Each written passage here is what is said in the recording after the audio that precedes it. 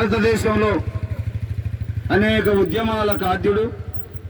దేవదాసి వ్యవస్థ, బస్సు వ్యవస్థ, అదేవిధంగా కుల నిర్మూలనం జరగాలని ఈ దేశం ఉన్నటువంటి బడుగు బలహీన వర్గాల ప్రజలకు కూడా హక్కులున్నాయి, వాళ్ళు స్వేచ్ఛయుత వాతావరణంలో జీవించాలని కలగన్నటువంటి మహాపోరాట యోధుడు పెరియార్ రామస్వామి నాయకర్ గారి యొక్క కార్యక్రమం నిర్వహిస్తున్నాం. ఇటు కార్యక్రమాన్ని ఉద్దేశించి కవి పండితుడు బూరోజు గిరిరాజాచార్యని మాట్లాడాల్సిందిగా సాదరంగా ఆహ్వానం పలుకుతా ఉన్నాం.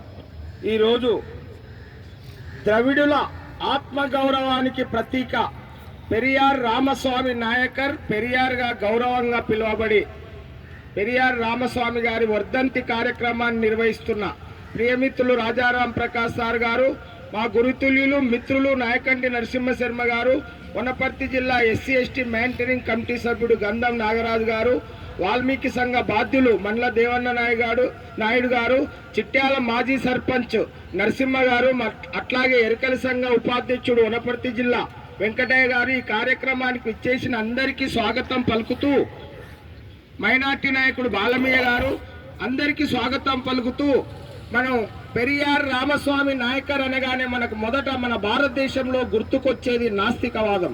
నాస్తికవాదులంతా ఈయనను సింబాలిజంగా వాడతారు.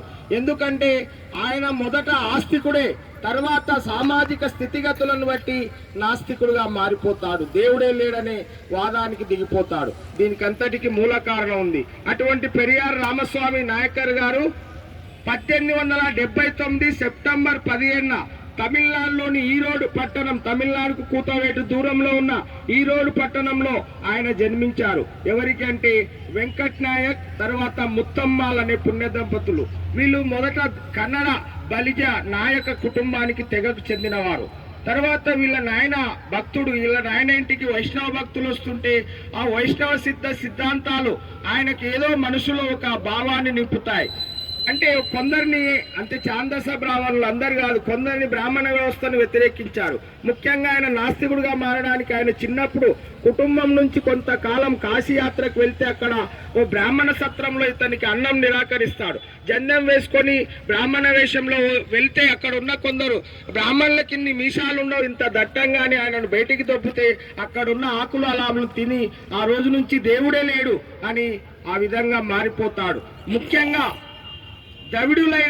ద్రవిడులను వానరులుగా చిత్రీకరించింది అని రామాయణాన్ని కూడా వ్యతిరేకించాడు.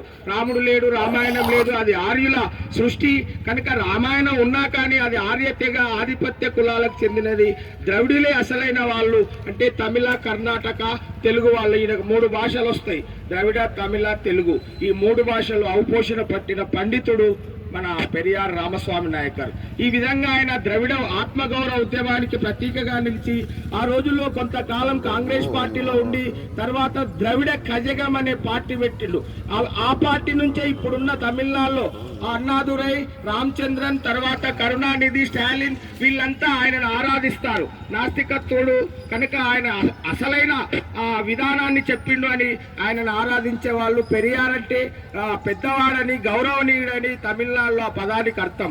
అందుకే ఈరోజు తమిళనాడు పాలించే ఆయన ద్రవిడ కజగం నుంచే డిఎంకే, ఏఐడిఎంకే పార్టీలు పుట్టినాయి. నేను ఒక విషయం ఇక్కడ చెప్పదలుచుకున్నాను. తమిళనాడు దేవాలయాల రాష్ట్రము, భక్తులు ఎక్కువ, ప్రభుత్వాలు మాత్రం నాస్తికత్వంతో ఉంటాయి. ఎందుకంటే ఈయన చెప్పిన సిద్ధాంతాన్ని పాటిస్తాయి. ప్రజాస్వామ్యం కనుక ఎవరి సిద్ధాంతం వారిది మనం భావించాలి. ఆ విధంగా ఆత్మగౌరవ ప్రతీకానికి, ఉద్యమానికి ప్రతీకగా ఉన్న రామస్వామి నాయకర్ గారు హిందీని కూడా వ్యతిరేకించాడు, జాతీయ భాషను. తమిళనాడులో ఆ రోజు రాజగోపాలాచారి త్రిభాషా సూత్రంలో హిందీని ప్రవేశపెట్టాలంటే హిందీ మాకు అవసరం లేదు అని హిందీ భాషను కూడా వ్యతిరేకించాడు. ఈ విధంగా అనేక ఉద్యమాలు తమిళనాడులో, ఏ ఉద్యమం నాస్తికత్వం, ప్రజాస్వామ్య ఉద్యమాలు, కులమే లేదు, కులాలన్నీ ఈ విధంగా ఆధిపత్య భావజాలాన్ని ప్రదర్శిస్తాయి, కులం లేదు, మనుషులంతా ఒకటే అని ఇట్లా ఎన్నో సమాజ మూఢాచారాలను కూడా తమిళనాడు రాష్ట్రంలో నిర్మూలించారు. దేవదాసి, మురళీ వ్యవస్థ, జోగిని వ్యవస్థ, ఇట్లా ఈ వ్యవస్థలకు దళితులే, పేదవాళ్ళు అగ్రకులాలే బలవుతున్నారు, అగ్రకులాలు బలి కావడం లేదు. ఇదంతా అగ్రకుల ఆధిపత్య భావజాలమని ఇలాంటి వ్యవస్థను వ్యతిరేకించిన మహనీయుడు. అందుకే భారతదేశంలో పెరియార్ రామస్వామి నాయకర్ ద్రవిడ ఉద్యమానికి ప్రతీక. ద్రవిడుల ముందు రావణాసుర సంతతి అని, రాముడే గొప్పవాడని, అంటే రావణాసుర సంతి, రావణాసుడు గొప్పవాడు, రాముడు కాదు, రాముడు కూడా ఆధిపత్య కులానికి చెందినవాడని ఇట్లా సిద్ధాంతాలు చెప్పిన మహనీయుడు. కాకపోతే ఆయన సిద్ధాంతంలో వాస్తవికత్వం ఉంది, నాస్తికత్వంలో కూడా కులం లేదు, సమాజం అంతా ఒకటే, మానవత్వం అని చెప్పిన నాస్తికులు కూడా గొప్పవారని తెలియజేస్తూ రామస్వామి నాయకర్ 90 ఏళ్ల వయసులో 1973 డిసెంబర్ 24 అనారోగ్యంతో మరణించిన మహనీయుడు కనుక ఆయన చెప్పిన మానవతావాదాన్ని మనం పుణికిపుచ్చుకోవాలని తెలియజేస్తూ ముగిస్తున్నాను. జోహార్ పెరియార్ రామస్వామి నాయకర్ కు, జోహార్ పెరియార్ రామస్వామి నాయకర్ కు. కొనసాగిద్దాం మహనీయుల ఆలోచన విధానాన్ని, కొనసాగిద్దాం మహనీయుల ఆలోచన విధానాన్ని. జై భారత్, జై హింద్, జై హింద్, జై